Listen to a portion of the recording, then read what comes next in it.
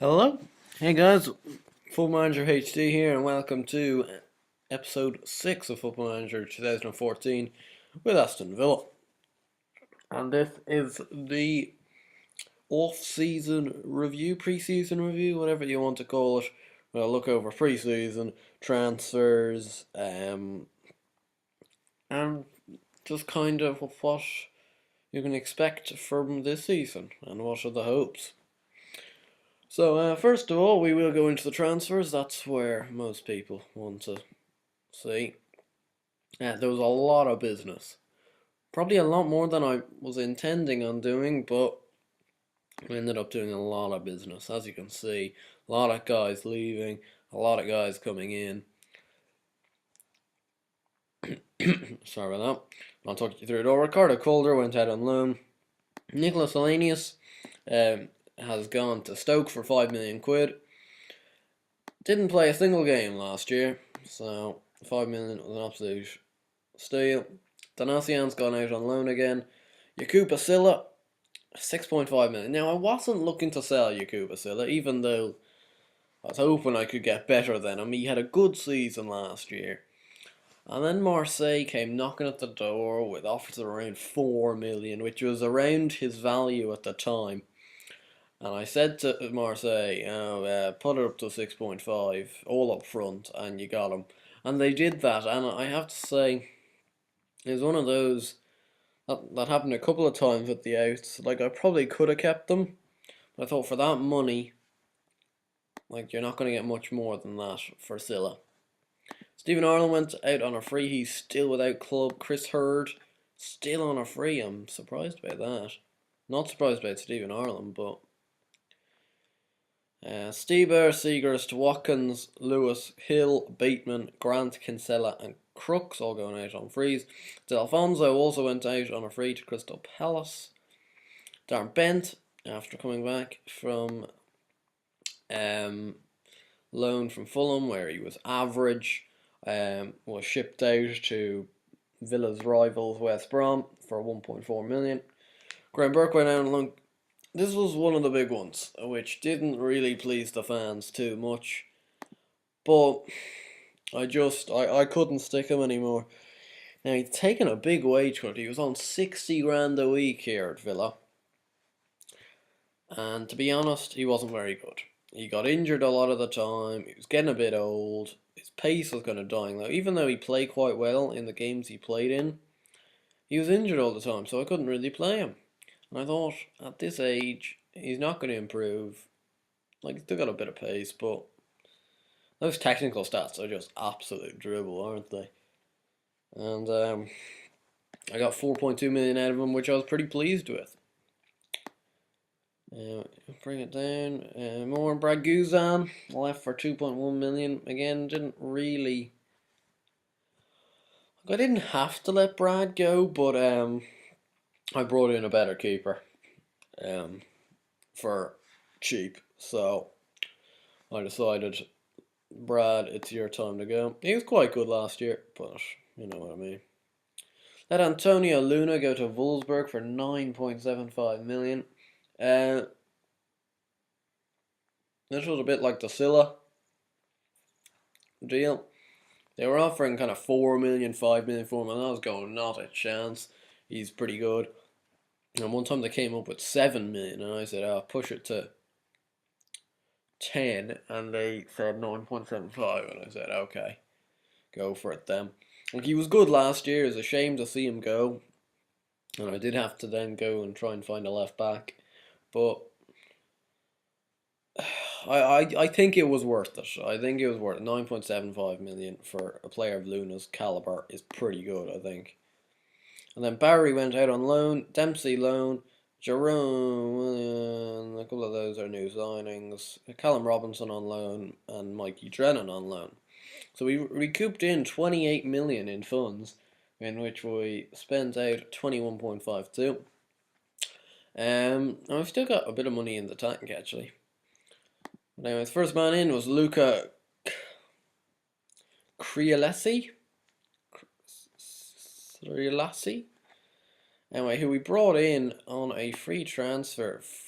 he didn't have a club. He was a regen that just never got a club. And yet he's capped at under 19 level, even though he's Italy under 19 level, even though he's only 16. 5 star. It's only worth 17.75k, which I find hard to believe. But 5 star stats are growing, which is good to see. He's making a lot of appearances for the under 21s. It's also good to see. And hopefully he can just improve as a player and could be a real good coup for us. Brought in, as you can see, there was a lot of midfielders that departed, like Silla,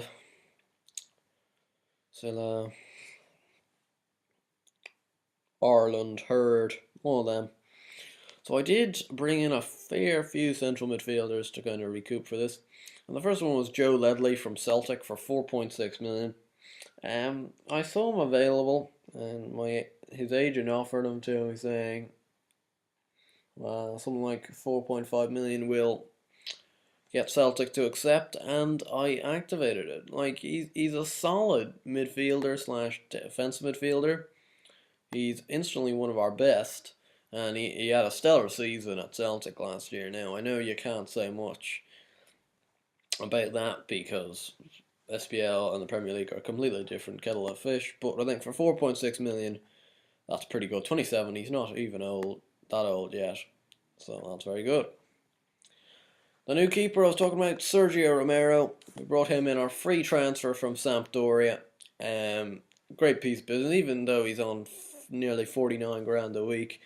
I think he's well worth it. He's much better than Guzan, I think. He picked up an injury in pre-season, which wasn't too great, but he's back now. By far our best keeper once more. He was on loan last year at Monaco, where he did pretty good actually.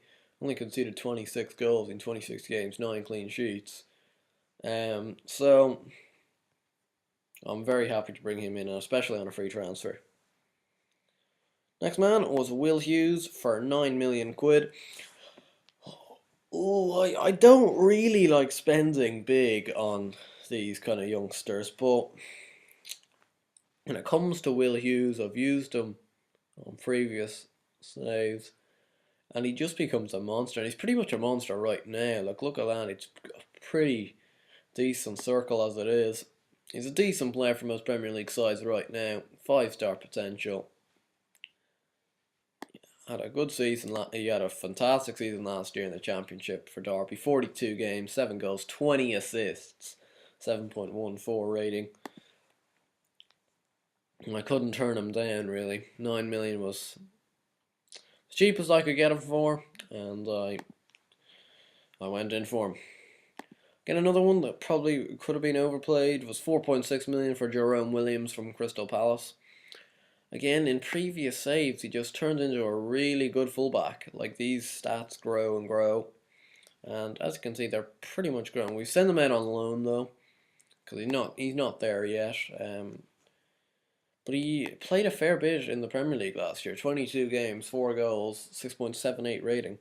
And for an 18-year-old who's apparently rated as a League One player, and that isn't too shabby. So hopefully in the long run, 4.6 will turn out to be a bit of a bargain for ourselves. Next man in was a bit of squad depth. Well, not squad depth because we sent him out on loan. Just a bit of youth prospect really. Ignacy McQuail from Arsenal on free transfer. He doesn't look too shabby, to be honest. He's got some pretty good basic kind of technical stats and physical stats, but his mental's kind of let him down. But like 15 heading, 13 marking, 13 tackling. Yeah. Just got some okay stats. 3.5-star. Lend him out to Sabadell in the Liga Adelante over in Spain, and hopefully he can do well over there. Then another bit of squad depth, Gael Kakuta in for 475k from Chelsea. And just squad depth, because like last year, you know, I had frustrations with my wingers. Albrighton, Tonev, Bakuna I had to play sometimes. And they're not great players, if I'm being honest. And bringing in someone like Kakuta does give you just that bit of squad depth that you need. Next man in was Abdul Razak on a free transfer from Manchester City. He don't look too shabby. I don't like his determination being only 3, but he seems to have proved me wrong so far. He's progressing well. 4 caps for Ivory Coast already. If you compare him, actually, can we? Yeah, to Yakuba Silla. They're very similar players. On a big, monstrous, big black guys, to be honest. But he looks like he'll turn into a kind of bit of a Yakuba Silla, the way he's going. Next man in, I thought was a real steal. 1.3 million for Francis Coquelin from Arsenal. He's a very good player. Yeah, he's just a very good player. He doesn't really ever get thought of at Arsenal, and they keep on loaning him out in real life. And they did that last year on the game. Then he met Freiburg. He had alright season. No, not too great, but 4-star, 3.5-star current, 4-star potential. He looks quite good. Last man in was Andrew Robertson for 1.5 million. This guy's going to be rotating with either someone like Nathan Baker for the left back role this year. He's a bit like Jerome Williams, except just better now. Dundee United. He was at Dundee United. He played exceptionally last year in the SBL. Again, I suppose you can't really tell him the SBL, but 35 appearances, 1 goal, 8 assists, 7.43 rating. Take that any day. And if you can match anywhere near that, I'll be extremely happy. So that is the transfers for now. Anyone else coming in? Wait, no. Clark? Nah, I'm not. Trying to get Gary Gardner out on loan because he's getting a bit unhappy that there's so many midfielders at the club. Complaining. He's actually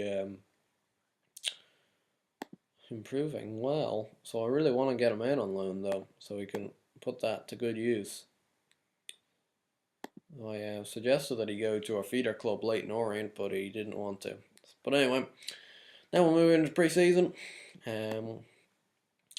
Start off with the 1-1 draw against New York Cosmos. Gary Gardner with the goal. Surprise, surprise.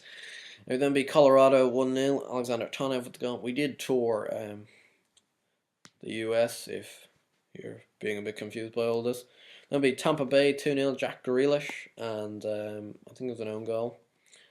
We then beat FC Twente 2-0, and Divine picked up an injury 2 for Libor Kozak. And we beat Benfica 3-2, which is a great result. Kieran Clark, Jack Grealish, and Ron Vlaar. Fabian Delph with an own goal. But then we lost to Pauk 3-0, which was a bit of a disappointment. Bit of a party pooper to end the pre-season, which had been going so well. Anyway, we do have Cardiff today, in which Andy Vyman is out with strained ligaments, and Nathan Baker is out with a hip injury. 5 players are set for debut. I'm not sure, like, on paper this should be a winnable game, but with so many new signings, I'm not convinced today that we're going to pick up a win. Romero in net, a back four, Loughton, Okore, Lar and Robertson making his debut. Coquelin making his debut. Hughes and Ledley both making their debut. Brighton, Graham and Benteke. And as you can see from Benteke, he is unhappy. He's transfer listed by request.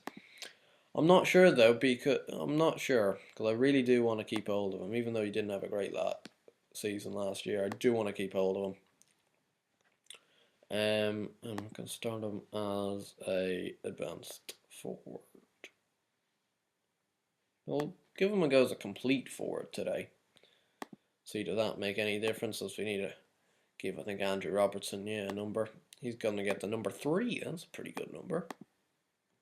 Be pretty happy with that, I suspect. So let's see. Do we have this right? Yes, we do.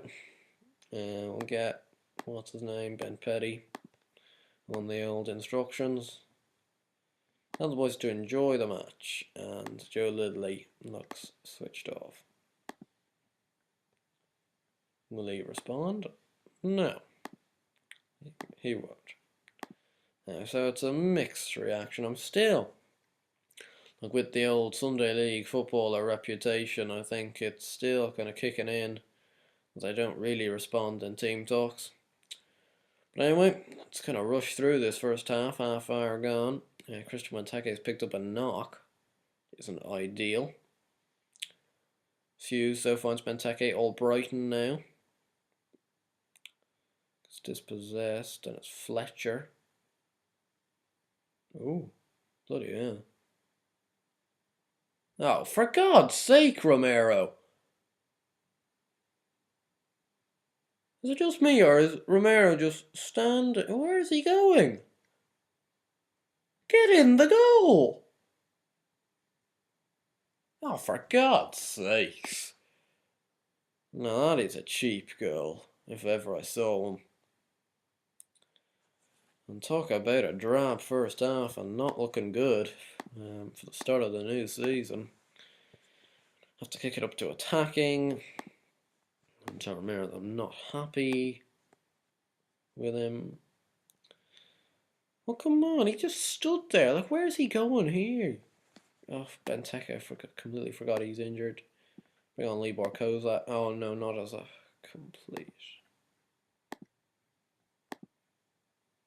Hey, target man. Scored twice last year on opening day. Marco Brighton now needs to be taken off. Bakuna on. A couple of injuries here first day of the season as well to add to our disappointing performance. We can't create anything today. Doesn't seem to matter what we do. Nothing's happening. There's Marshall. Oh, go on, Jordan Graham now. No. Graham! Oh, he's hit the crossbar. Come on.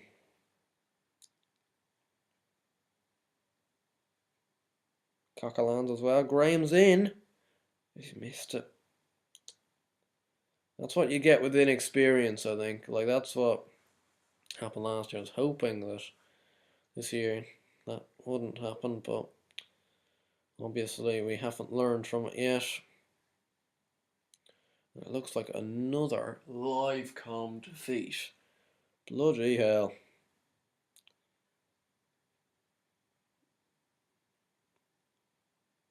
That is very poor. Absolute stinker of a result. We're absolutely dominated as well. That's not even, that makes it worse. Not going.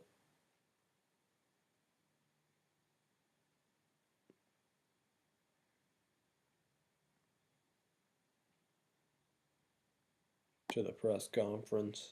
Sorry about that. My bad. So the next game, or the next live com will be